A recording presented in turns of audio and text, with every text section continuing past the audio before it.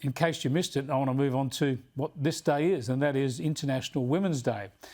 We got the usual events and stunts around the country. You've seen them. Here's the federal Labor team.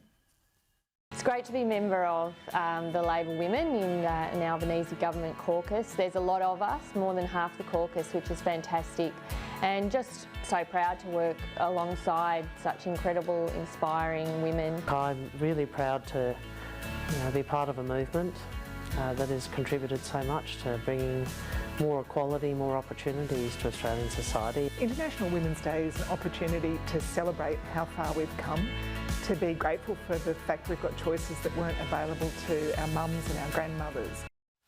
Yeah, and apart from special breakfasts and lunches and the like, we also saw lots of social media posts with blokes, typically, singing the praises of the women in their team. It actually seems pretty patronising to me. Let me know what you think. I'm going to bring in now the former LNP Senator for Queensland, Amanda Stoker, host of Sunday with Stoker here on Sky News. Thanks for joining us, Amanda. Did you get caught up in any International Women's Day events, and do you think that at times at least it's incredibly patronising? Look, I think it depends on how you do it. If it's done in a way that reflects the realities of women's lives and takes it in a spirit of gratitude, but also in good humour, it can be worthwhile. I started the day with the Women in Shipping and Trade Association in Brisbane, and those ladies are some pretty tough nuts. They're smart and they're capable.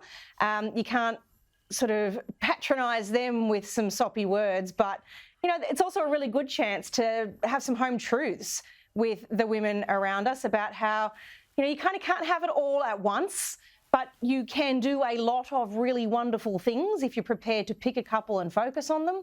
It's a chance to critically examine some of the data that gets sort of pushed in the political sphere around the gender pay gap and how it's not actually a very useful measure because it just adds up all of the women's money, all of the men's money, and divides it by the number of men and women there are, rather than reflecting the reality of women's choices and the value and the dignity in the choices that women have. So we found it, I think, a pretty meaningful and rewarding way to pick apart some of the political lines, to cut through to the reality of women's lives, and to be pragmatic and really constructive about how we can be good to the people in our lives, female and otherwise. Well, you've had some good discussions then. A lot of the public debate is much more superficial than that, and the way the gender pay gap is described and discussed is really quite silly. I'm going to talk to Judith Sloan about that later in the program.